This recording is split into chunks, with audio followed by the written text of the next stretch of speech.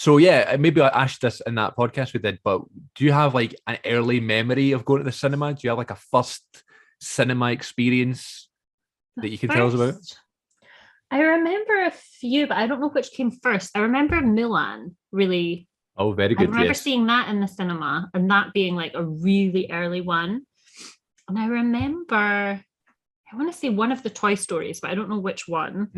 Mm. And Tarzan, that was another one. And I don't know which came first. I should, because I love Disney, but I can't remember which came out first. But I just remember being like, this is the coolest thing I've ever seen. And then What went on to for study film. for Tarzan or like just being in the cinema? Just cinema in general. All right. I've always I've been going to theaters since I was teeny because there's the pantomime and Mm-hmm. children's shows and stuff, and my mum's very into that. But cinema I think came a bit later. I guess because it's hard to sit through a film and be quiet for that long when you're that wee. But Right. it came later, and I was like, oh, hang on now, this is pretty good. And then I got a little bit obsessed and wanted to go and see everything at the cinema. Yeah. But also lived in Perth, and there was really nothing to do apart from go to the cinema. So it became a bit of a thing. But yeah, I don't know which came first. Do you That's know? fair. Do you know which of yours was first? Yeah, well, I have an early memory, so I always just consider that my first, and it was Monsters Inc. Oh, that's a good one. So it would have been that, or at least around that time. I can't remember what the first movie I ever watched was. Do you know what I mean? Like in the house on video or whatever. But like, I think it was that, and like I remember it was the Odeon cinema, and I don't know if it's just the style of the Odeon cinemas, if it's just like big, when you go in, there's stairs to take you up to the seats and stuff. If it was like big kind of slabs for stairs. But I remember like me and like a bunch of other kids that were in the cinema just like running and jumping down the stairs during the film. And like I'm someone that like hates when other people are around me in the cinema now. I can just imagine how annoyed that must have been. Like, it must have been a daytime one for kids specifically, surely. Saturday afternoon, probably, seeing the new Disney film. But Monsters Inc.'s great though. Like it's such a good one for, taking your kids to see it and for adults as well. I watched that one I think last Christmas for the first time in ages, and I was like, oh, this is so much better than I remember it being good, but like it was really it stands up. There's a new series on Disney Plus. It's like Monsters at Work or something like that, and it's like either it's like a spin-off of Monsters University, which was the prequel to Monsters Inc. Yeah, and I think it's like the series is like just them on their everyday business. It might not be Mike and Sully, it might just be other monsters from the film, but I think that's interesting. Oh, I might look it up. Yeah, but I mean, I definitely saw Toy Story 4 at the cinema, like the most recent one.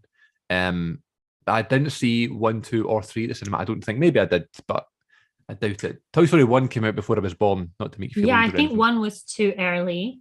I don't know when 2 was.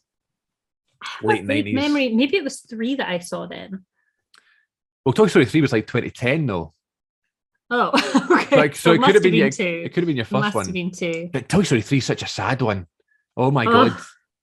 Oh, that's one of the ones I wouldn't have watched if I'd known how it was going to pan out. It's too turbulent. You would have just watched the first videotape of Toy Story 3. Yeah, just the happy bit and then end. I just couldn't believe they were going to make a 4th. I mean, the 4th one was great, but I just couldn't believe, like, normally that's what happens. You make a great trilogy, sad ending, but it's a happy ending, it's a full circle moment. And then they made the 4th one. I actually think they're making a 5th one, aren't they? Probably. My wee nephew, who's only, 3? He loves Buzz Lightyear and Woody. That's like a thing. He's got the toys. He goes on about them. And I'm like, it really has carried, like, generationally. That's how like, it's one of the most successful franchises ever. Not just Toy Story, but, like, obviously Disney in general. But there's only some that really carry through so many different generations. Yeah. On Christmas Day, we watched Mary Poppins this year. Oh, and very it was nice. My nephew, my sister and me, my mum, and my brother-in-law's parents, and all of us had watched it as children. And I was like, wow, that is a stand-up film. This is like, this has withstood and lasted. Yes, exactly. All right, so on Wikipedia, possible 5th Toy Story film. In February 2019, Tim Allen, who voiced Lightyear in the films, expressed interest in doing another film, as he didn't see any reason why they would not do it.